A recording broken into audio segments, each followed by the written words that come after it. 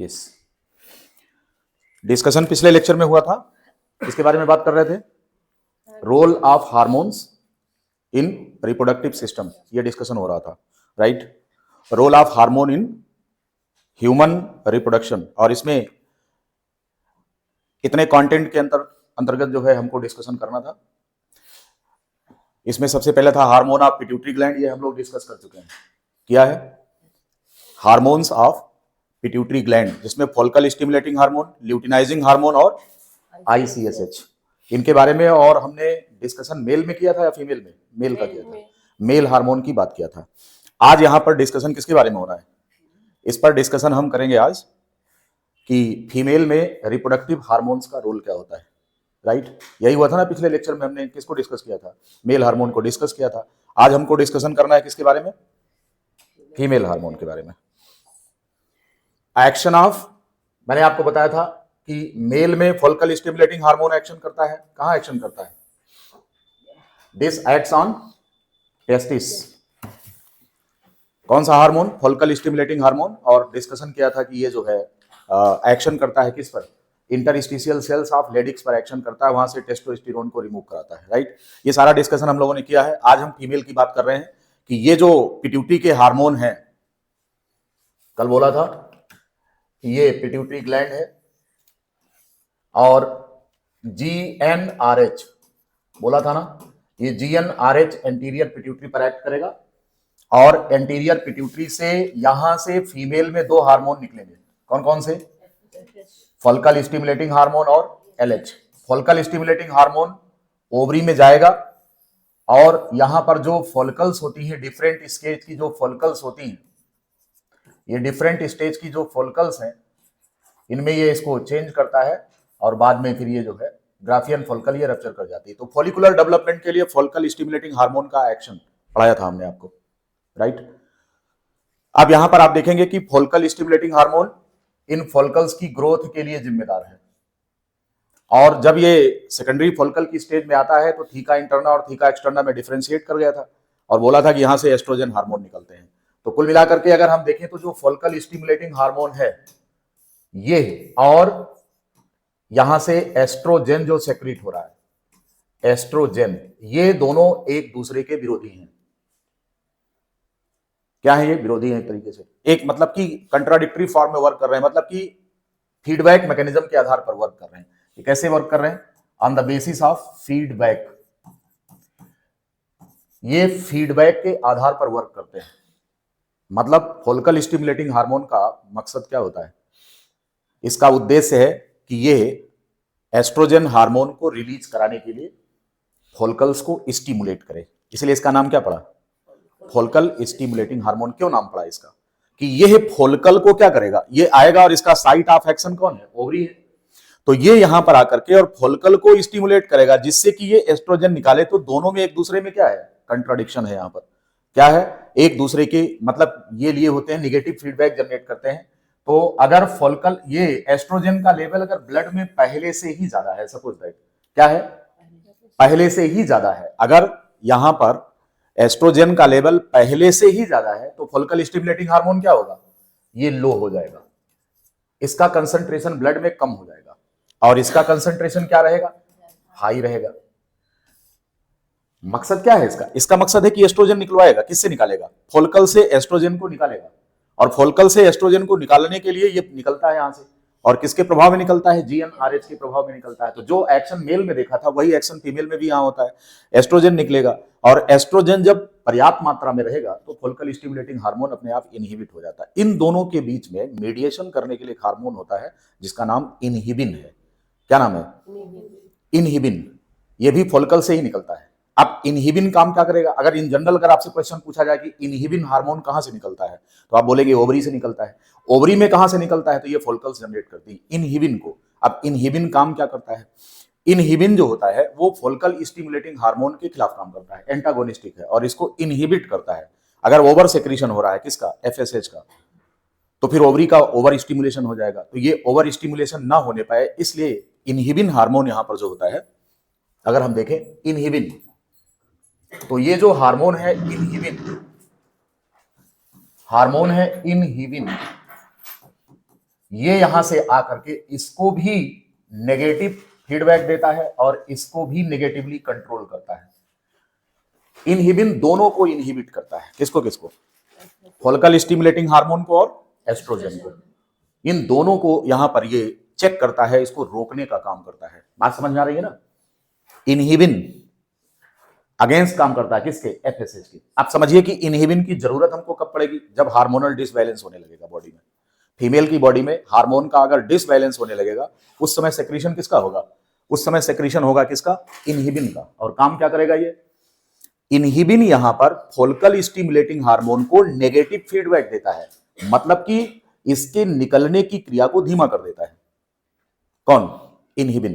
क्यों? क्योंकि follicle stimulating hormone जरूरत से ज्यादा निकल रहा है। तो जब ये ज्यादा निकलेगा तो ये प्रेरित करेगा किसको? ओवरी को, कि तुम एस्ट्रोजन ज्यादा निकालो। तो जाहिर सी बात है कि थोड़ी देर बाद एस्ट्रोजन बढ़ने लगेगा, क्योंकि फोलिकल स्टिमुलेटिंग हार्मोन ने स्टिमुलेट कर दिया है किसको? फोलिकल को। तो अब एस्ट्रोजन का लेवल अगर बढ़ेगा तो आप जानते हैं इसका असर क्या होगा? फीमेल्स में जो फीमेल कैरेक्टर्स होते हैं वो एक तरीके से ब्लास्ट कराएंगे। मतलब ये हो गया कि इसमें फिर जो यूट्रस की एंडोमेट्रियम होती है उसकी ओवर ग्रोथ स्टार्ट हो जाएगी बहुत ज्यादा। फिर ब्लीडिंग 1 2 दिन 4 दिन 6 दिन की बात नहीं है, ब्लीडिंग लंबे समय तक हो सकती है।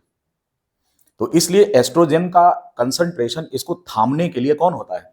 इनहिबिन होता है, कि आपको उतना ही निकलना है जितने से कि रिप्रोडक्टिव फंक्शन हो सके सही से। ये बात समझ में आ गया? तो एक थर्ड हार्मोन का रोल इन दोनों के बीच में यहां पर आ रहा है, किसके? एस्ट्रोजन और एफएसएच के बीच में इनहिबिन का रोल है यहां पर, जो कि ओवरी से रिलीज हो रहा है फोलिकल से। काम क्या करेगा? फोलिकल से 2 हार्मोन निकल रहे हैं, एक एस्ट्रोजन दूसरा इनहिबिन, राइट? तो अगर फोलिकल स्टिमुलेटिंग हार्मोन ज्यादा निकलता है तो इनहिबिन इसको डिप्रेस करेगा, दूसरी तरफ ये इसको भी डिप्रेस करेगा, किसको? एस्ट्रोजन को डिप्रेस करेगा। हम अभी अगली स्लॉट में आएंगे, अगली स्लाइड में, और देखेंगे कि एस्ट्रोजन के कितने काम हैं, इसको हम आगे देखेंगे। कॉपी करो इसे, अगर लिखना है तो कॉपी करो जल्दी से।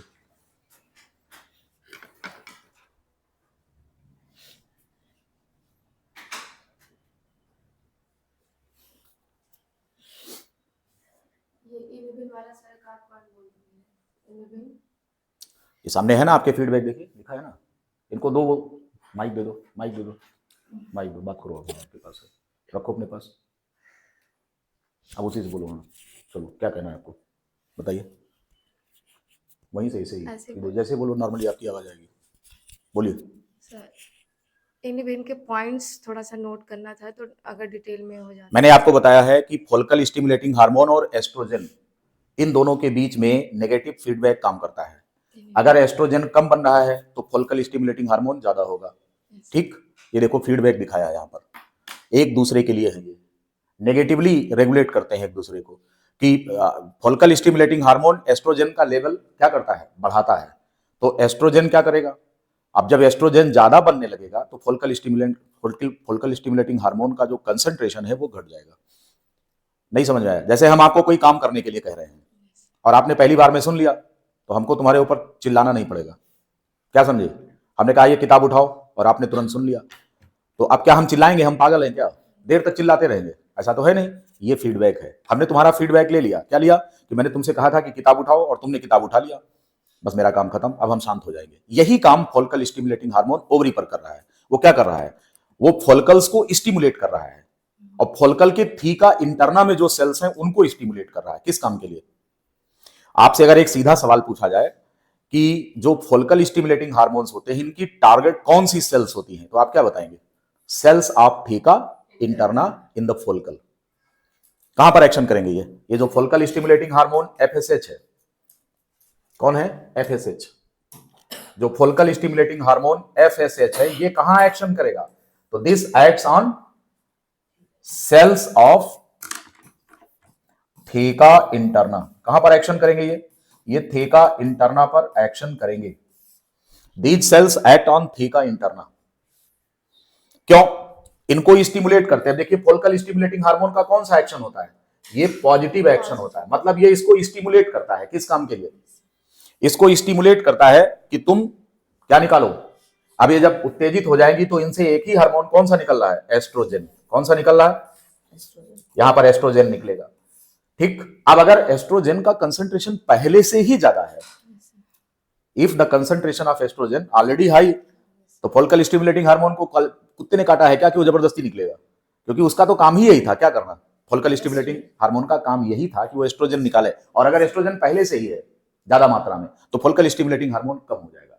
इसलिए जिन महिलाओं में एस्ट्रोजन का लेवल ऑलरेडी हाई होता है उनमें एफएसएच का लेवल क्या होता है लो होता है। यही मैं आपको बता रहा हूं, बार बार इसको समझो, चाहे एक बार पूछो चाहे 10 बार पूछो, मतलब यही है। और आपको लिखना है, हम यहां ज्यादा लिखेंगे नहीं, बोर्ड पर इतना स्पेस नहीं होता, बोल रहा हूं ना आपको, लिखे। तो follicle stimulating hormone stimulates the cells of theca interna. Follicle stimulating hormones stimulate the cells of theca interna for the release of estrogen hormone. Yes, for the release of estrogen hormone.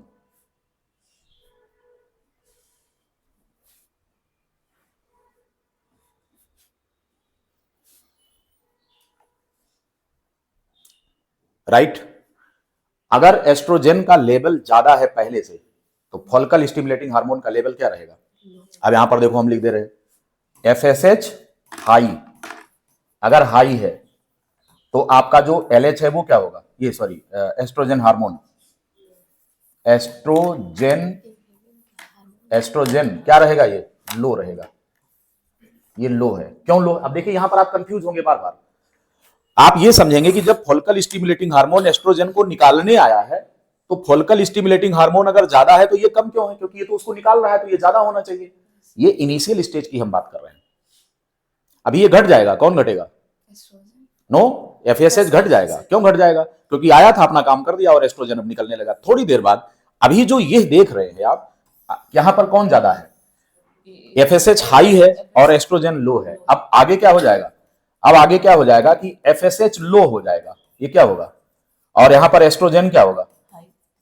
अब oestrogen high हो गया। लेकिन ऐसा कब हुआ? ये इसके बाद हुआ। तो पहले कौन था? फीडबैक ये मिला था कि एस्ट्रोजन निकल ही नहीं रहा, कम है, तो फॉलिकल स्टिमुलेटिंग हार्मोन ज्यादा हो गया। थोड़ी देर के बाद फॉलिकल स्टिमुलेटिंग हार्मोन ने जब उसको स्टिमुलेट कर दिया था तो एस्ट्रोजन निकलना शुरू हो गया, और जब एस्ट्रोजन निकलना शुरू होगा तो फिर ये कंडीशन मिलेगी आपको, फॉलिकल स्टिमुलेटिंग हार्मोन घट जाएगा और ये बढ़ जाएगा।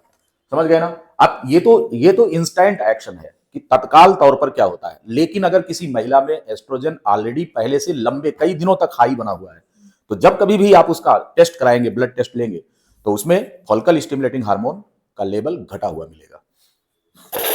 समझ गए ना? अगर किसी भी महिला में पहले से ही एस्ट्रोजन बहुत ज्यादा है और कई दिनों तक लगातार हाई बना हुआ है तो जब भी उसको देखेंगे, चेक करेंगे, तो एफएसएच लो मिलेगा। ठीक। अब मीनोपाज की स्टेज में क्या होता है? मीनोपाज की स्टेज में एस्ट्रोजन कट हो जाता है, एस्ट्रोजन नहीं निकलेगा। क्यों? Ovary stops functioning, right? Ovary function करना बंद कर देगी, फॉलिकल है नहीं।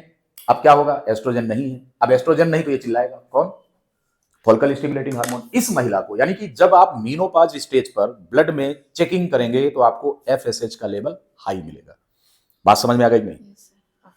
तो फॉलिकल स्टिमुलेटिंग हार्मोन केवल इसीलिए आता है कि वो एस्ट्रोजन को निकालेगा। अब क्या है कि अगर ये दोनों आपस में एक दूसरे के लिए डिसबैलेंस कर दें तो इनको चेक करने की अल्टीमेट मैकेनिज्म किसके पास है? That is the inhibin hormone. और ये जो इनहिबिन हार्मोन है कहां से निकल रहा है? वही फॉलिकल से निकल करके वो देख रहा है कि फॉलिकल स्टिमुलेटिंग ज्यादा बन रहा है तो फॉलिकल स्टिमुलेटिंग हार्मोन को दबा देगा। और इनके ज्यादा बनने की वजह से अगर बाद में एस्ट्रोजन का कंसंट्रेशन बढ़ गया तो क्या करेगा? उनको भी डिप्रेस कर देगा। इसीलिए मैंने यहां लिखा है कि इनहिबिन जो होता है, इनहिबिन यह फॉलिकल स्टिमुलेटिंग हार्मोन को भी कम करेगा और एस्ट्रोजन को भी कम करेगा। इनहिबिटरी एक्शन होता है इसका। किस पर? एफएसएच पर और एस्ट्रोजन पर, इन दोनों पर इनहिबिटरी एक्शन होता है, ये याद रखना। किस कंडीशन में होता है? इनिशियल में कि आफ्टर मेनोपॉज? नहीं समझ पा रही हो तुम? अगर हम बात करें आज की, सपोज दैट आज की बात करें कि बॉडी में एस्ट्रोजन कम है, अब क्या होगा? ऐसी कंडीशन में फॉलिकल स्टिमुलेटिंग हार्मोन बढ़ जाएगा तुरंत। ये क्षणिक तौर की बात कर रहे हैं कि तत्काल के तौर पर हम क्या व्यवस्था करेंगे? इमरजेंसी है कि एस्ट्रोजन नहीं बन रहा है तो फॉलिकल स्टिमुलेटिंग हार्मोन आ गया। अब ये तत्काल का है। अब फॉलिकल स्टिमुलेटिंग हार्मोन आने से क्या होगा? थीका इंटरना स्टिमुलेट हो जाएगी। अब वो एस्ट्रोजन बनाने लगेगी इसके डर से। किससे? फॉलिकल स्टिमुलेटिंग हार्मोन के। और जैसे वो बनाने लगेगा तब ये शांत हो जाएगा। बात को समझो। अब अगर आप ये एक पॉइंट को ध्यान में रख करके उसका लेवल चेक करोगे तो गलत है। फॉलिकल स्टिमुलेटिंग हार्मोन आता ही इसलिए है कि उसको एस्ट्रोजन को निकालना है। जब एस्ट्रोजन निकलने लगेगा तो वो चुप हो जाएगा। तो अभी शुरुआत में देखोगे आप तो आपको क्या मिलेगा, एफएसएच का लेवल हाई मिलेगा और एस्ट्रोजन घटा हुआ मिलेगा। लेकिन अगली थोड़ी देर के बाद आप देखोगे तो उसने मामला सही कर दिया, क्योंकि एस्ट्रोजन कम आ रहा था, वो बैलेंस्ड हो गया, तो फॉलिकल स्टिमुलेटिंग हार्मोन शांत हो गया। लेकिन किसी भी डिस्टरबेंस की वजह से अगर एस्ट्रोजन हार्मोन का लेवल कई दिनों तक बढ़ा हुआ है तो एफएसएच घटा हुआ मिलेगा हमेशा के लिए, जब भी आप चेक करेंगे उसको। और अगर एस्ट्रोजन नहीं बन रहा तो एफएसएच बढ़ा हुआ मिलेगा हमेशा के लिए। ये स्टेज कब मिलेगी, मीनोपॉज स्टेज में, जबकि महिला के शरीर में एस्ट्रोजन अब बन ही नहीं रहा है। तो एक दिन की बात छोड़ो, एक मिनट की बात छोड़ो, कई दिनों, महीनों, सालों की बात कर लो, कभी नहीं बनेगा एस्ट्रोजन उसमें, तो उसमें एफएसएच हाई लेवल पर रहेगा। ये बात समझ में आई। अब एफएसएच बिना मतलब का निकल रहा है, क्योंकि अब ओवरी का फंक्शन खत्म हो गया। ऐसी कंडीशन में इनहिबिन उसको चेक करके नॉर्मल लेवल पर ले आता है। इसीलिए क्या होता है कि जिन महिलाओं में मीनोपॉज की स्टेज आती है तो उनमें कुछ दिनों तक हार्मोनल डिस्टर्बेंस रहता है, जिससे कैल्शियम लेवल डिस्टर्ब होता है, जिसकी वजह से सोडियम बैलेंस गड़बड़ होता है, जिसकी वजह से मानसिक चिड़चिड़ापन आता है। तो कई सारी चीजें होती हैं, लेकिन ये धीरे धीरे करके वो महिला उसके लिए अभ्यस्त हो जाती है, और फिर क्या हो जाता है, बॉडी ऑटोमेटिकली फीडबैक से उसको नियंत्रित कर लेती है और फॉलिकल स्टिमुलेटिंग हार्मोन अपने लेवल पर चला जाता है। ये कहानी है जो मैं आपको समझा रहा हूं। अब अगर ये पेज क्लियर हो गया हो तो चले आगे। राइट, हाँ जल्दी करिए। इन पर पूछे गए सवाल अक्सर आपको कंफ्यूज करते हैं, इसलिए मैं बता रहा हूं कि हार्मोन का ये भी देखा जाएगा ना कि कब किस कंडीशन में ज्यादा और कम हो रहा है। ये बहुत जरूरी है जानना। इनकी क्वेश्चन प्रैक्टिस करा दूंगा मैं आपको। हो गया? देखिए बस नीचे हो जाएंगे।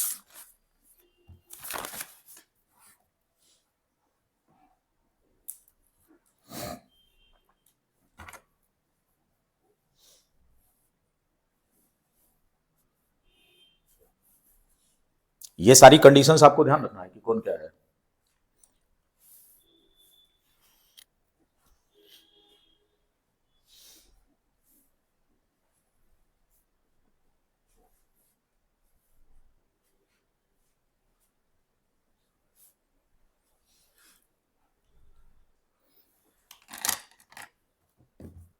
स्पीड थोड़ा अच्छी रखिए।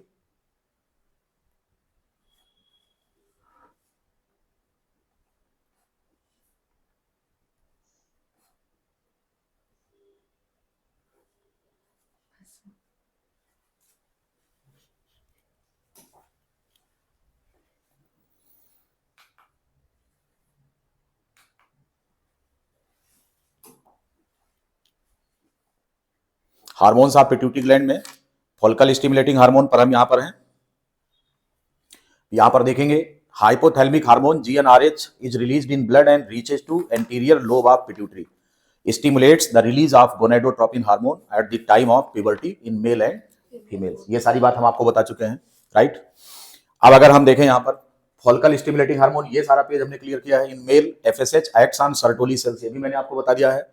Spermatogonia to initiate the process of spermatogenesis, ये हमने आपको बता दिया है। अब इसके बाद अगर आइए, in female FSH is responsible for progressive development of primordial follicles, ये सारा डिस्कशन कर चुके हैं। ल्यूटिनाइजिंग हार्मोन पर भी हम चर्चा आगे करेंगे। नेक्स्ट पेज पर चल रहा है। आईसीएसएच के बारे में, इस पर भी हमने चर्चा किया था। इंटरस्टिशियल सेल्स स्टिमुलेटिंग हार्मोन पर चर्चा किया था। ठीक है,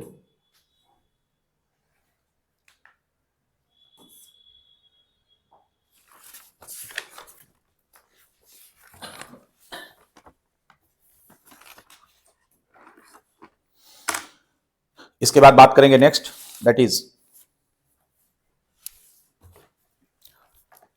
इसमें आईसीएसएच के बारे में चर्चा हो गई थी। सेक्स हार्मोन पे चर्चा भी हम बाद में करेंगे। फॉलिकल स्टिमुलेटिंग हार्मोन का इफेक्ट, ये एस्ट्रोजन का।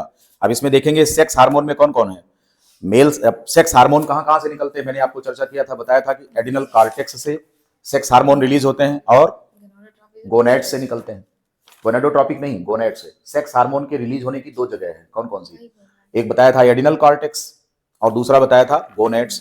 एडिनल कार्टेक्स से जो हार्मोन निकल रहे हैं वो बचपन से निकलते हैं, मेल फीमेल दोनों में निकलते हैं, इसके बारे में भी बता दिया था मैंने आपको। और गोनेट्स में मेल और फीमेल में एक्शन अलग अलग है। मेल का डिस्कस किया, फीमेल गोनेट यानी ओवरी में एस्ट्रोजन की बात किया। तो अब एस्ट्रोजन का फंक्शन अगर आप देखें, the function of oestrogen, you can see here function of oestrogen. इसको थोड़ा सा डिटेल देखिए कि इसके अलावा और कौन कौन से काम होते हैं, इसके काम कौन कौन से होते हैं।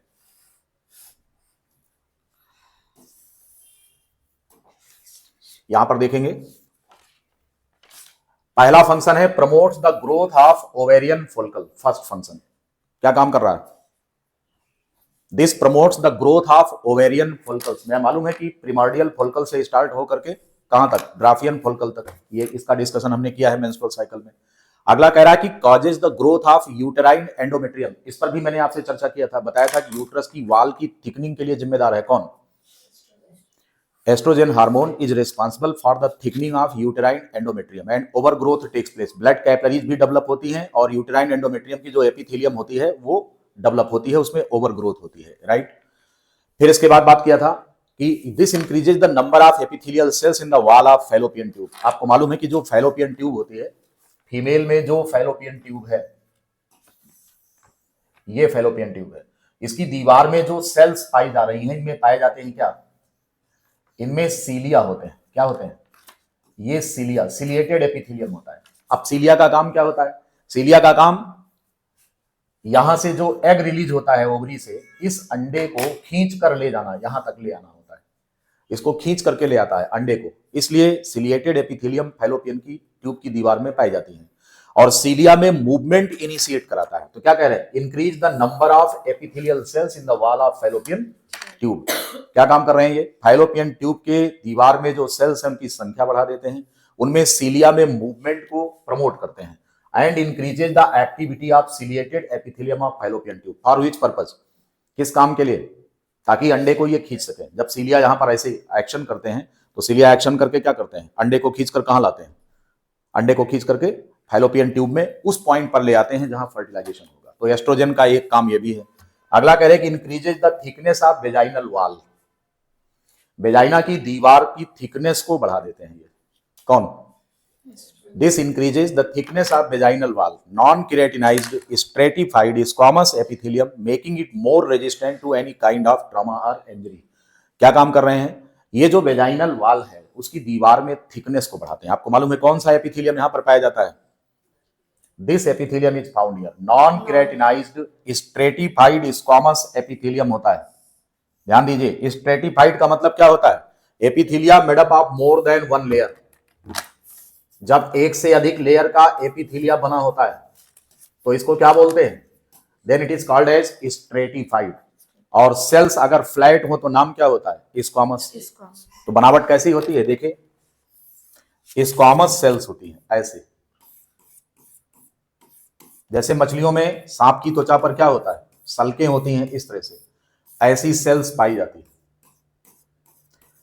ऐसी सेल्स पाई जाती हैं ये ऐसे। ये देख पा रहे हैं आप कैसी सेल्स हैं ये स्ट्रेटिफाइड स्क्वामस है, स्ट्रेटिफाइड स्क्वामस एपिथेलियम है। और नॉन केराटिनाइज्ड क्यों कह रहे हैं? Why is it called as non keratinized? Non keratinized का मतलब ये होता है, केराटिन एक प्रकार का प्रोटीन होता है। केराटिन क्या है? एक तरह का प्रोटीन होता है जो आपके सेल साइटोप्लाज्म में, साइटोप्लाज्म को उसमें से वाटर एब्जॉर्ब कर लेता है और उसको ड्राई कर देता है। अब केराटिन का फॉर्मेशन जो होता है हमारे शरीर में, जो हमारी स्किन की सबसे बाहरी लेयर होती है उनकी कोशिकाओं में होता है, क्योंकि जब केराटिन डिपॉजिट होता है तो सेल साइटोप्लाज्म क्या हो जाता है? ड्राई हो जाता है। और ऐसी सेल साइटोप्लाज्म जो ड्राई हो गई हो, वो सेल्स को जिंदा रहने का अधिकार नहीं है, ऐसी सेल्स डेड हो जाती हैं। इसीलिए क्या होता है कि केराटिनाइज्ड स्ट्रेटिफाइड स्क्वामस एपिथेलियम आपके एपिडर्मिस पर होता है, स्किन में सबसे बाहरी लेयर, ये जो आप देख रहे हैं ना बाहरी लेयर, इनमें होता है, क्योंकि ये सेल्स डेड होते हैं, जैसे नाखून में है, हेयर्स में। लेकिन जो वेजाइनल वॉल में पाई जाती है एपिथेलिया सेम है परंतु नॉन केराटिनाइज्ड है। It is made up of more than one layer, एक से अधिक लेयर की बनी है। अब ये जो थिकनिंग इसकी होती है, इसकी जिम्मेदारी किसकी है? इसी एस्ट्रोजन हार्मोन की है, कि एस्ट्रोजन हार्मोन यहां पर सेल थिकनिंग के लिए जिम्मेदार है।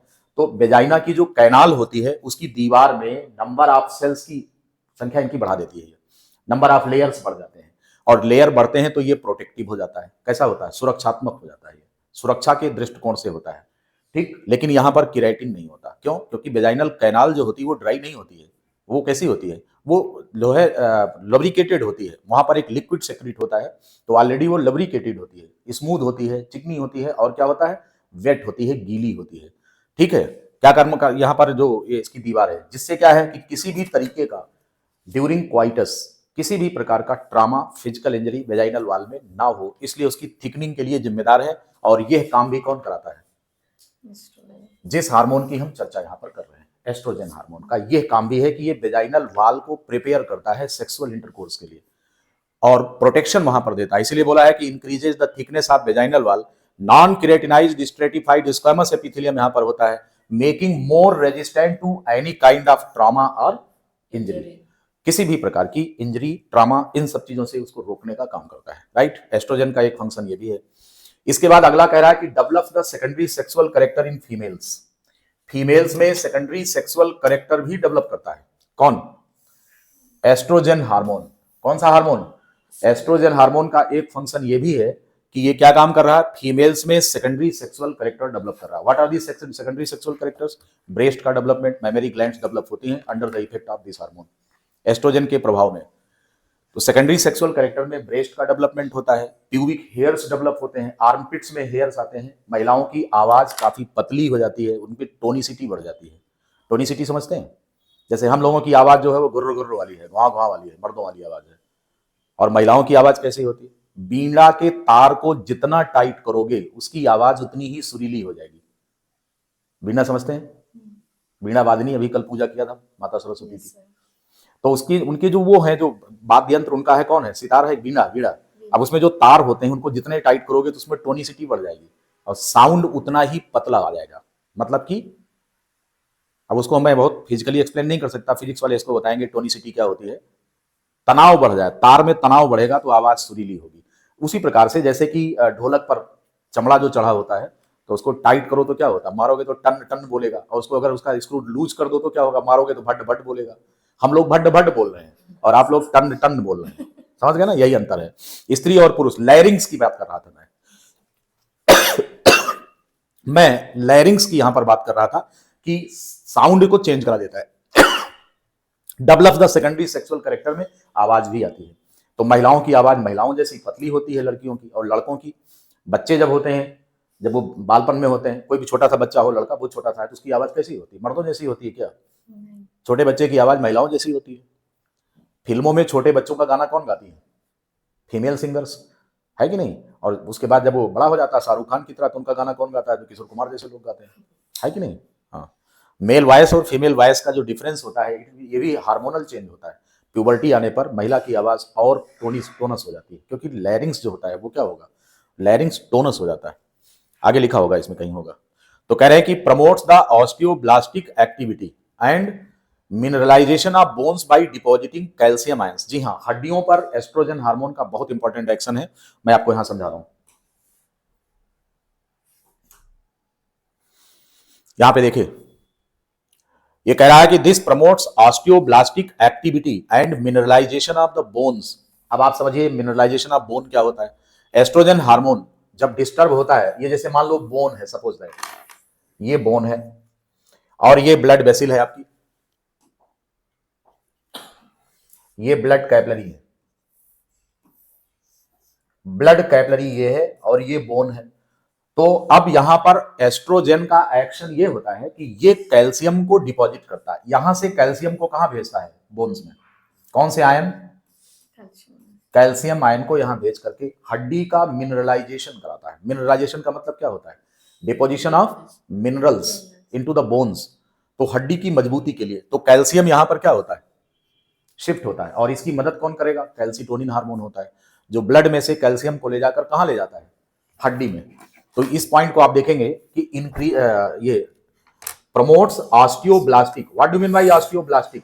ऑस्टियोब्लास्टिक क्या होता है? ऑस्टियन मींस होता है बोन, ब्लास्टिक मींस होता है निर्माण करना।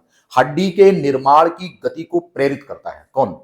Oestrogen hormone. और क्या काम करेगा? इसकी थिकनेस को बढ़ाता है, इसमें मिनरलाइजेशन को प्रमोट करता है। What do mean by mineralisation?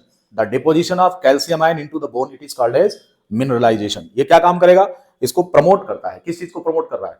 Mineralisation को। ब्लड में से कैल्शियम फॉस्फेट को ले जाकर डिपॉजिट कराता है हड्डी में और हड्डी मजबूत हो जाती है। ये बात समझ में आ गई? अब मीनोपाज के दौरान क्या होता है? जिस समय एस्ट्रोजन का लेवल कट हो जाता है, means when ovary stops functioning, when there is no estrogen, calcium का क्या होगा? कौन डिपॉजिट कराएगा? कैल्सिटोनिन तो है, लेकिन दो हार्मोन मदद कर रहे थे, तो ओवरी से निकला हुआ एस्ट्रोजन शांत हो गया।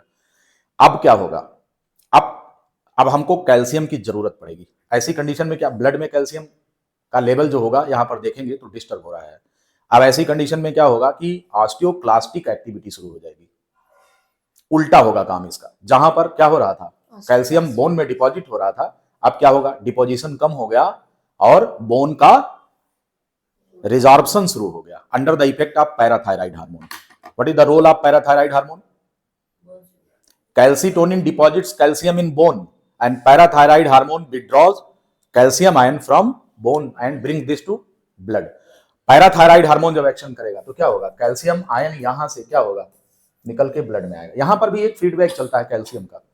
ये जो फीडबैक होता है, एस्ट्रोजन और कैल्सिटोनिन हार्मोन चाहते हैं कि कैल्शियम बोन में पर्याप्त मात्रा में रहे, लेकिन जब एस्ट्रोजन का लेवल खत्म हो गया, कट हो गया, तो ये जो दूसरा वाला एक्शन चल रहा है कि कैल्शियम वापस ब्लड में आ रहा है, ये उसके कंपैरिजन में फास्ट हो जाएगा। ऐसी कंडीशन में बोन्स में रिजॉर्प्शन स्टार्ट हो जाता है, ऑस्टियोक्लास्टिक एक्टिविटी। अभी तक क्या हो रहा था, under the effect of oestrogen osteoblastic activity चल रही थी। अब कौन सा होगा, under the effect of parathyroid hormone osteoclastic activity starts. हालांकि ये पहले से ही चल रही होती है, लेकिन जितना वो कैल्शियम विड्रॉ करके इधर लाता है और ले जाकर के डिपॉजिट कर देता है, तो इन दोनों में आपस में चूंकि एंटागोनिस्ट है, एंटागोनिस्ट समझते हैं ना, पढ़ा है ना, एक हार्मोन के खिलाफ दूसरा हार्मोन जब काम करे तो उसको एंटागोनिस्टिक हार्मोन कहते हैं।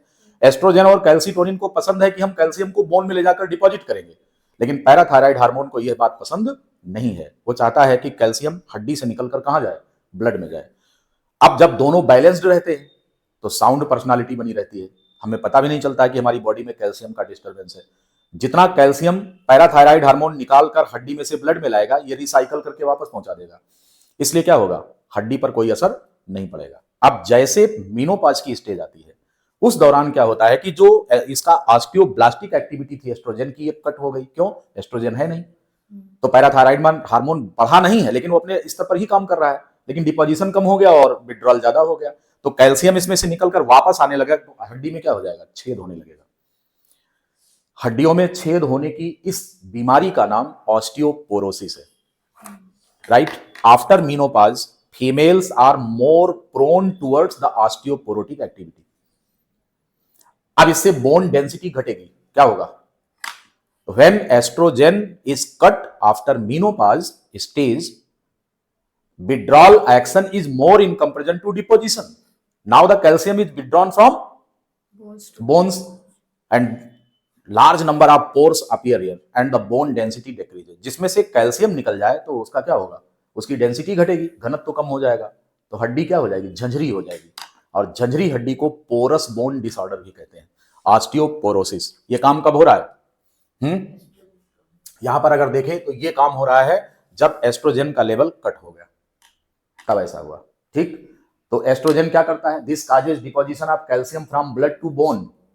कौन, estrogen. Estrogen causes deposition of, estrogen causes deposition of calcium ions from blood to, ये ब्लड से बोन की तरफ ले जाता है, ये काम करेगा एस्ट्रोजन हार्मोन। और पैराथायराइड क्या कर रहा है, मैंने आपको पढ़ाया है इसके पहले, देखो यहां पर डायग्राम से अपने आप लिखने की जरूरत नहीं पड़ेगी। PTH, under the effect of PTH the calcium is withdrawn from bones to blood, it is taken back to blood and under the effect of calcitonin hormone and estrogen. यहां पर कौन से हार्मोन काम करेंगे, एक तो एस्ट्रोजन होगा, oestrogen, और दूसरा कौन, कैल्सिटोनिन। ये कैल्सिटोनिन कहां से आता है, दो हार्मोन है कैल्सिटोनिन और एस्ट्रोजन, ये चाहते हैं कि कैल्शियम डिपॉजिट हो, कहां पर, बोन में। तो कैल्सिटोनिन कहां से आता है, कैल्सिटोनिन आता है आपके थायराइड ग्लैंड से, पैराफोलिकुलर सेल्स होती हैं जहां से रिलीज होता है कैल्सिटोनिन, ये भी हम आपको बता चुके हैं, एंडोक्राइन पढ़ लिया ना, तो आपको पता है। अब एक एक चीज सेट होना चाहिए, जैसे पिछला हम पढ़े हैं ना, तो यहां पर जो इनका एप्लीकेशन बता रहे हैं फटाफट सब सेट हो जाना चाहिए। एक ऐसा समय आएगा आप परफेक्ट हो जाएंगे और आप कहेंगे वाओ हमें सब समझ में आ गया। कड़ियां जुड़ जाती हैं ना, कि जैसे हमने एंडोक्राइन पढ़ाया, अब उसका एप्लीकेशन यहां पर भी है, तो एक ही चीज को हम दो बार दोनों को कनेक्ट कर रहे हैं तो आपका लिंक हो जाएगा, कभी नहीं भूलेगा, आपको रटना नहीं पड़ेगा इसको कि पैराथायराइड हार्मोन का इफेक्ट क्या है, वहां पर बताया था और वहां भी लिखाया था कि ड्यूरिंग मेनोपॉज ऑस्टियोपोरोसिस के चांस बढ़ जाते हैं, क्योंकि डिपोजिशन कम हो जाता है और विड्रॉल ज्यादा हो जाता है। तो हड्डी में से कैल्शियम एक प्रकार का ये बैंक है, कौन, बोन, तो इसमें से कैल्शियम निकाल कर ब्लड में पहुंचाते हैं। आप कह रहे हैं कि साहब कैल्शियम को ब्लड में जाने की क्या जरूरत है? इसलिए है कि अगर आपके ब्लड से सारा कैल्शियम निकलकर हड्डी में चला जाएगा तो मांसपेशियों को क्या मिलेगा? आपकी मसल्स को भी तो कैल्शियम चाहिए नहीं चाहिए? मांसपेशियों में कमर में दर्द, पेड़ू में दर्द, हाथ पैर में दर्द, ये कब शुरू होता है? बुढ़ापे में, मेनोपाज के बाद। मेनोपाज के बाद कमर में दर्द शुरू हो जाती है, पेड़ू में दर्द शुरू होती है, कैल्शियम आयन की कमी की वजह से होता है ऐसा। आपके हाथ पांव में झंझनाहट शुरू होती है, जलन होती है मांसपेशियों में, क्यों होता है? क्योंकि आपके शरीर में कैल्शियम आपकी मसल्स को भी चाहिए और कैल्शियम किसको चाहिए? आपकी बोन्स को भी चाहिए। कैल्शियम कैल्शियम को क्या नाम है, ये मसल्स को कैल्शियम कहां से मिलेगा? ये मिलेगा ब्लड से। ऐसा थोड़ी ना है, आप देखिए 3 स्ट्रक्चर हैं, एक तो मसल है, इसको कर लिया है, क्लियर हो गया है। अब आप बात करें कि हमें कैल्शियम कहां से चाहिए? कैल्सीटोनिन में भी सर पैराथायरॉइड बताया था ना? क्या चीज बोलिए? वो कैल्सीटोनिन में भी सर आपने पैराथायरॉइड ही बताया था ना, जी एस्ट्रोजन हाँ। Plus calcitonin. अब आप देखिए, यहां पर देखिए, एक हार्मोन है एस्ट्रोजन, देखिए ये हार्मोन है एस्ट्रोजन, दूसरा हार्मोन है कैल्सीटोनिन, कौन है? कैल्सीटोनिन। तीसरा हार्मोन कौन है? पैराथायराइड। अब यहां पर देखिए, इसको ब्लड वेसिल देखिए, ये कौन है? ये खून की नली है, ये ब्लड वेसिल है, राइट। और ये कौन है? ये कौन है? ये देखिए आपका, ये कौन है? ये बोन है, ये बोन है, ये ब्लड वेसिल हो गई, राइट। और ये कौन है? ये कौन है? ये मसल्स हैं, ये मसल्स हैं,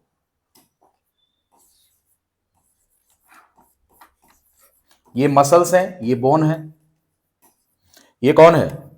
ब्लड वेसिल है, और ये हार्मोन है। और कौन हार्मोन है? पीटीएच है। कौन सा हार्मोन है? पीटीएच। अब आप देखिए, कैल्सीटोनिन और एस्ट्रोजन का काम क्या है? कैल्शियम को ले जाकर कहां डिपॉजिट करना है? बोन में। पैराथायराइड हार्मोन का काम क्या है? कैल्शियम को वापस लाना है कहां पर? ब्लड में। और जो कैल्शियम है ब्लड में, जो कैल्शियम है उससे कैल्शियम किसको प्राप्त हो रहा है? मसल को। देखिए ये कहानी है, आपकी मसल्स को भी कैल्शियम चाहिए, आपकी बोन को भी कैल्शियम चाहिए, और किसको कैल्शियम चाहिए? आपके ब्लड में बना रहना चाहिए। अब ब्लड में कैल्शियम का लेवल घटेगा तो हाइपो कैल्सीमिया हो जाएगी, यहां पर कैल्शियम का लेवल कम हो जाएगा, ठीक है। और अगर ज्यादा हो गया ब्लड में तो हाइपर कैल्सीमिया हो जाएगा। तो ब्लड में कैल्शियम ज्यादा भी ना हो और कम भी ना हो, ये दोनों बातें होनी चाहिए। ये बात समझ में आ रही है ना? वही चीज हम आपको समझा रहे हैं। अब आप देखेंगे, कैल्सीटोनिन और एस्ट्रोजन बिफोर मीनोपाज अपना ये काम जारी रखे हैं। कौन सा काम? ब्लड में से कैल्शियम को ले जाकर हड्डी में डालना है। लेकिन अगर कैल्सीटोनिन और एस्ट्रोजन ये काम करना बंद कर दें तो ब्लड में कैल्शियम बढ़ जाएगा, हड्डी में कम हो जाएगा, तो बोन डेंसिटी घटेगी। ये बात वही है कि ब्लड में कैल्शियम चकाचक है और हड्डी को मिल ही नहीं रहा। तो हड्डी को कौन देता है इसको ले जाकर? एस्ट्रोजन और कैल्सीटोनिन। अब आप देखिए उल्टा, दूसरा हार्मोन कौन सा है? पीटीएच। तो ये दोनों एक दूसरे से संधि कर लेते हैं। संधि मतलब समझौता कर लेते हैं, कंप्रोमाइज करते हैं इस बात को लेकर के कि ना तुम बेअंदाज हो ना हम बेअंदाज हो, हम दोनों वास्तव में सही अंदाज में हो, है कि नहीं? बेअंदाज ना हो, सही अंदाज में हो, है कि नहीं? अगर तुम डिस्टर्ब होगे तो हम डिस्टर्ब हो जाएंगे, हम डिस्टर्ब होंगे तो तुम, हम दोनों मिल करके काम करें ना। बस आपकी बॉडी में यही तो फीडबैक मैकेनिज्म है जिसको होम्योस्टैसिस कहते हैं। होम्योस्टैसिस क्या है? कि आपके जो बॉडी पैरामीटर्स हैं that always should remain in normal range, वो हमेशा नॉर्मल रेंज में रहना चाहिए। तो कैल्शियम ब्लड में भी ज्यादा ना हो और हड्डी में भी ज्यादा ना हो, इस काम के लिए होता है ये। कितनी बात समझ में आ गई? ठीक। तो अब आप देख रहे हैं कि एस्ट्रोजन का रोल की कैल्शियम। अब क्या होगा, जब मीनोपाज स्टेज आएगी तो कैल्शियम कट हो जाएगा। अब कैल्शियम यहां से जाना कम हो जाएगा। हालांकि ये कैल्सीटोनिन दे रहा है, लेकिन कैल्सीटोनिन स्थिति को संभाल नहीं पाता है। कब? अचानक से कोई भाई, अरे भाई पैसे की इनकम है, पता लगा कि पापा की सैलरी 1 लाख रुपए है और अचानक रिटायर हो गए, अब वो पेंशन पे आ गए 50,000 पे, आधा घटा ना, तो आधा घटा तो तुरंत तो परिवार लड़खड़ा जाएगा ना। या तो पहले से बैकअप बना के रखो, तो बॉडी में ऐसा कोई बैकअप होता नहीं है। अब जब एस्ट्रोजन का लेवल कट हो गया तो कैल्सीटोनिन लड़खड़ाने लगेगा। कैल्सीटोनिन, भाई दोनों मिलकर जो काम कर रहे थे अब एक को करना है, तो उस दौरान कैल्सीटोनिन जो है वो पैराथायराइड हार्मोन को संभाल नहीं पाता, तो पैराथायराइड हार्मोन का एक्शन बढ़ गया। अब वो धड़ाधड़, अब जो यहां पर डिपॉजिट हो रहा था दोनों बराबर बराबर थे, अब कैल्शियम ज्यादा निकलकर यहां जाने लगा, किसमें? ब्लड में।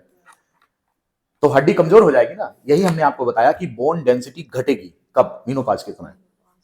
और ऐसी महिलाओं में कैल्शियम की तुरंत कमी होती है। जब डॉक्टर के पास जाते हैं तो उम्र पूछती हैं सबसे पहले, कितनी उम्र है, कहीं 45, पहले जाएंगे कहीं डॉक्टर साहब कमरिया में बहुत दर्द कर रहा है, तो डॉक्टर सबसे पहले यही पूछेगी कि कितनी उम्र है दादी, बताएंगे कि 45-50 साल हो गया मान लो, एज बताती भी नहीं है सही है।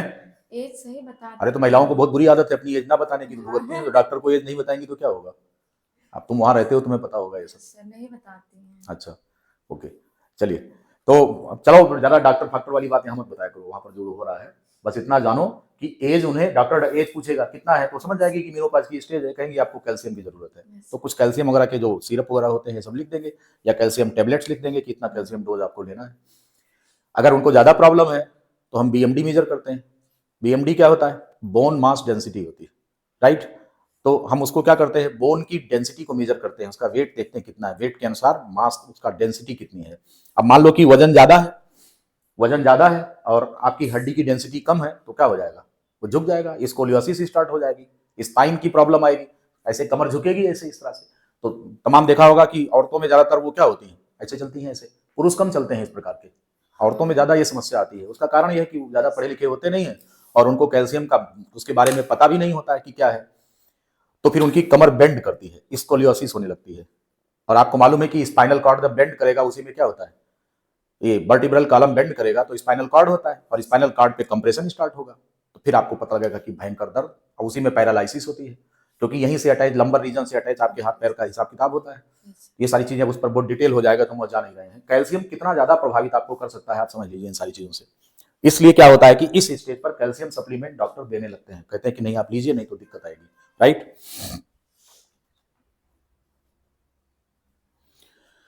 क्लियर हो गया, हाँ क्यों भाई, यस सर। हैं आपके पास माइक है, आप बोल सकते हैं, कोई दिक्कत नहीं। Yes sir, everything is clear. Okay, अब मैं इससे आगे चल रहा हूं। यहाँ का इसका कैल्शियम का बजट आपको समझ में आ गया कि ये क्या चीज है। ऑस्टियोपोरोसिस नाम की बीमारी होती है मेनोपॉज के स्टेज के बाद। कौन सी बीमारी होती है,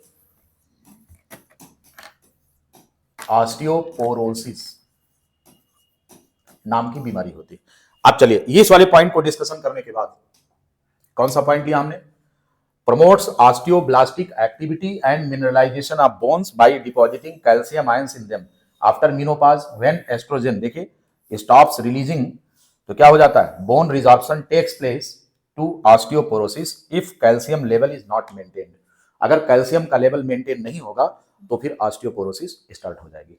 इससे बचने के लिए कैल्शियम के टेबलेट्स लेना जरूरी। सभी महिलाओं को कमी पड़ती है कैल्शियम की, ये ध्यान रखना। घर में भाभी जी वगैरह अगर इस एज में चल रही है उनको बता देना कि कैल्शियम का ध्यान रखो, डॉक्टर के पास जाने की जरूरत नहीं है। If you maintain your calcium you will be healthy always.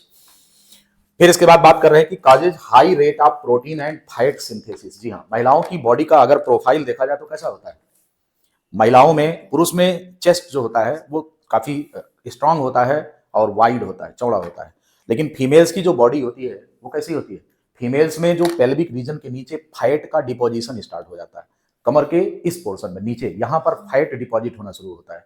क्यों, पीछे हम पे और कमर पे इन सब पे फैट का डिपोजिशन होता है। इसको बोलते हैं proportionate deposition of fat under the effect of estrogen hormone, right.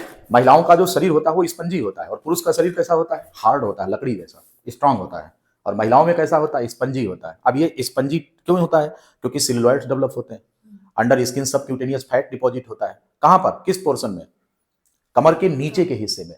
इसलिए ये पोर्शन फीमेल्स में क्या होता है, वाइड होता है, चौड़ा होता है। उसका कारण यह है कि फैट का डिपोजिशन होता है। It is called as proportionate deposition of fat under the effect of estrogen hormone. लिखा है causes high rate of protein, protein का निर्माण भी फास्ट होगा, और क्या होगा, deposition of fat in the pelvic region also maintains electrolyte level in the body. ये केवल फैट और प्रोटीन का निर्माण ही नहीं करता बल्कि बॉडी में इलेक्ट्रोलाइट बैलेंस को भी मेंटेन करता है। अब ये इलेक्ट्रोलाइट बैलेंस कैसे मेंटेन करेगा, नेफ्रॉन ट्यूब्यूल से सोडियम के एब्जॉर्प्शन को बढ़ा देता है रेट।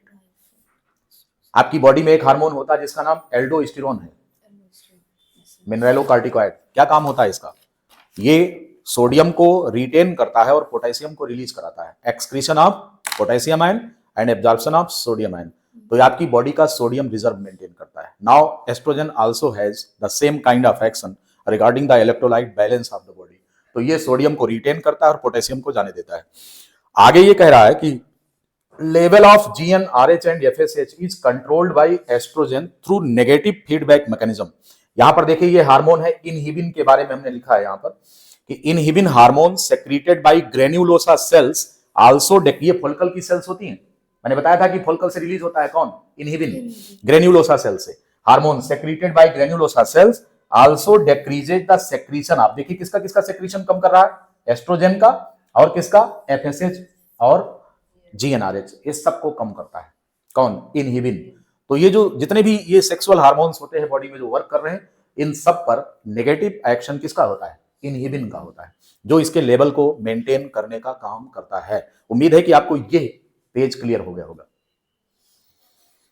राइट कन्या, क्या हाल है? ठीक है सर। ओके, अब जिसको सवाल ज्यादा पूछना हो वो पूछेगा, यू हैव द फैसिलिटी। अब आगे बढ़ रहे हैं, क्लीन कर रहे हैं, लास्ट जल्दी करिए।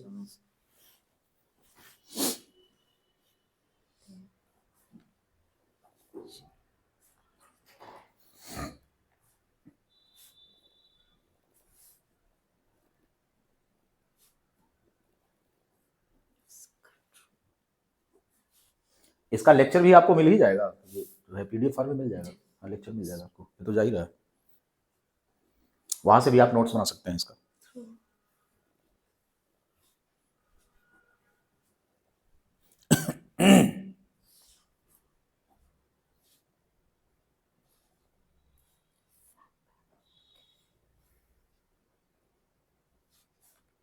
हो गया? बस एक लाइन में चल।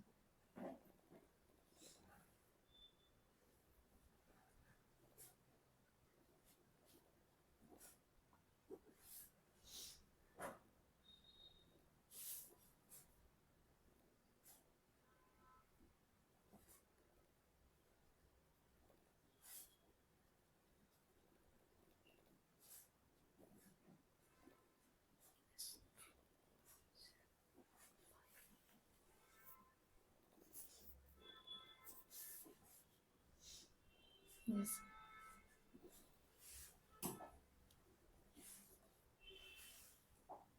ये सर एक प्रोपोर्शनेट फैट, ये क्या बोलते हैं? एस्ट्रोजन कॉजेज, प्रोपोर्शनेट का मतलब ये हो गया कि हर जगह फैट नहीं बढ़ाएगा कि नीचे से ऊपर तक एकदम से आपको सिल्ली बना देगा, ऐसा नहीं करेगा। इसको बॉडी का कट कहते हैं, फीमेल की पहचान है।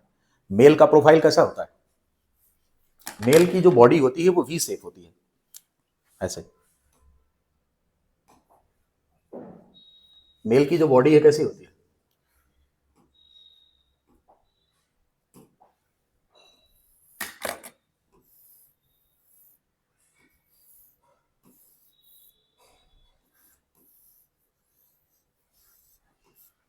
पुरुष का शरीर ऐसा होता है, शोल्डर चौड़ा होता है, कमर कम होती है, राइट।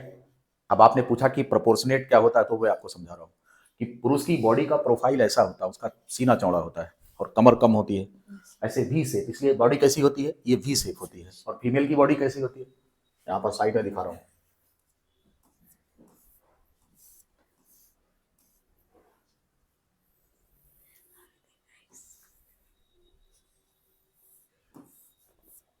फीमेल की बॉडी ऐसी होती है, मेल और फीमेल दोनों दिखा रहे हैं। अब इसकी बॉडी को अगर हम देखें तो शोल्डर चौड़ा होगा, ठीक, फिर कमर कम होगी, फिर नीचे का जो पोर्शन इसको पेल्विक रीजन कहते हैं। अब पेल्विक रीजन में एस्ट्रोजन के इफेक्ट से यहाँ पर इस पोर्शन पर फैट डिपॉजिट होगा ज्यादा, इसी को प्रोपोर्शनेट डिपोजिशन ऑफ फैट कहा जाता है, किसी भी महिला में होता है। तो बॉडी की प्रोफाइल कैसी है, तो ये फीमेल है, ये फीमेल है और ये मेल है।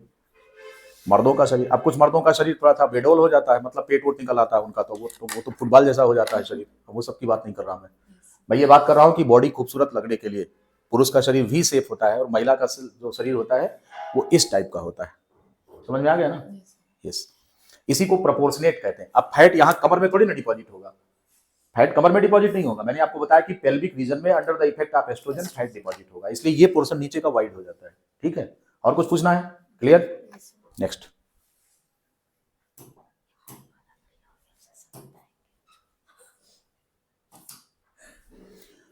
यस, अभी तक हम लोगों ने एस्ट्रोजन हार्मोन का एक्शन देखा, एंड्रोजन हम आपको पढ़ा चुके हैं पहले ही, राइट। अब आप देखेंगे सिंस वेरी बिगिनिंग।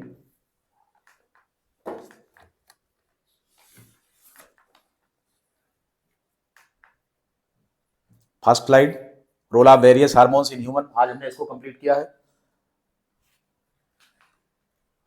कंटेंट्स इसमें ये डिस्कस कर लिया मैंने आपको, इंट्रोडक्शन में हार्मोन ऑफ पिट्यूटरी ये डिस्कस किया है, सेक्स हार्मोन डिस्कस कर लिया है, सेक्स हार्मोन एडिनल कॉर्टेक्स ये भी डिस्कस किया, सेक्स हार्मोन ऑफ गोनेट्स ये डिस्कस किया, इनहिबिन हार्मोन के बारे में बताया। नेक्स्ट हार्मोन जिसकी चर्चा हमको करनी है वो कौन है? वो प्रोजेस्टेरॉन हार्मोन है, राइट। अब प्रोजेस्टेरॉन हार्मोन पर जाने के पहले हम जो अंडा रिलीज हुआ है उसकी बात करेंगे कि जो एग रिलीज हुआ है ओव्यूलेशन से उसका स्ट्रक्चर कैसा है, फिर हम आपको फर्टिलाइजेशन पढ़ा लेंगे, तब इस पर आएंगे, किस पर? प्रोजेस्टेरॉन हार्मोन पर, राइट। क्योंकि प्रोजेस्टेरॉन की मैकेनिज्म तभी आप समझ पाएंगे कि क्या है, ठीक है। तो एक बार फिर इसी हम स्लाइड पर लेकर आपको आएंगे, लेकिन उसके पहले बात करेंगे किस पर? कि structure of egg, human egg, और इसके बाद हम बात करेंगे कि फर्टिलाइजेशन कैसे होता है। इन दोनों को पढ़ा लेंगे, प्रोजेस्टेरॉन का काम तब शुरू होगा, फिर वहां डिस्कस करेंगे इसको। आज के इस लेक्चर में अगर आपको कोई सवाल और पूछना हो तो यू कैन आस्क। तो प्रोजेस्टेरॉन डिस्कस करना है, ऑक्सीटोसिन और रिलैक्सिन, और एक इसमें हार्मोन मेलाटोनिन है वो छूट रहा है, मेलाटोनिन के बारे में भी चर्चा हम करेंगे। इंट्रोडक्शन हो गया, हार्मोन्स ऑफ पिट्यूटरी हो गया, ICSH सेक्स हार्मोन, इन सब पर चर्चा कर लिया। एस्ट्रोजन डिटेल, एंड्रोजन हम पहले ही चर्चा कर चुके हैं, एंड्रोजन में जितने काम थे हम आपको बता चुके हैं, और एंड्रोजन का लेवल घटता बढ़ता है ये सब भी दिखा दिया था। और ये है लास्ट स्लाइड। इसके बाद हम अभी आप बात करेंगे आपसे किस पर? आपसे बात करेंगे प्रोजेस्टेरॉन पर, लेकिन प्रोजेस्टेरॉन पर जाने के पहले हम आपको वही स्ट्रक्चर ऑफ एग ये बात करेंगे और फर्टिलाइजेशन की बात करेंगे। और कोई सवाल पूछना है आपको इसमें? ये सर इसमें role of hormones in reproductive system में सर आपने दिखाया था हार्मोन्स ऑफ एड्रिनल कॉर्टेक्स। तो हार्मोन ऑफ एड्रिनल कॉर्टेक्स में बताया, तो कौन निकलता है? एस्ट्रोजन और एंड्रोजन, यस ये वही निकलते हैं जिनको कार्टिकल सेक्स हार्मोन कहते हैं। यस, और बताओ। फिर नेक्स्ट था प्लासेंटा हार्मोन। तो प्लेसेंटा अभी फर्टिलाइजेशन के बाद बनेगा ना, तब चर्चा करेंगे उस पर। अभी फर्टिलाइजेशन तो पढ़ लो, यस सर। ये आगे कंटिन्यू करेगा, अभी अधूरा है यस सर। ये अभी अधूरा है, लेकिन इस पर हम आगे बात करेंगे फर्टिलाइजेशन के बाद, क्योंकि आगे की मैकेनिज्म अगर हम आपको पढ़ाएंगे, फर्टिलाइजेशन पढ़ाई नहीं समझ में नहीं आएगा, अंडे का स्ट्रक्चर नहीं पढ़ा है समझ में नहीं आएगा, ठीक है। और कोई क्वेश्चन? Any question? ये ओवरी का सर आपने डायग्राम बनाया था, बोले थे इसका आगे बाद में बताएंगे। क्या था? ये डायग्राम बनवाया था ना आपने। अब आपसे बात करेंगे उसके बाद। और आप लोगों को इस लेक्चर में बताओ, कोई क्वेश्चन? नो क्वेश्चन, ठीक।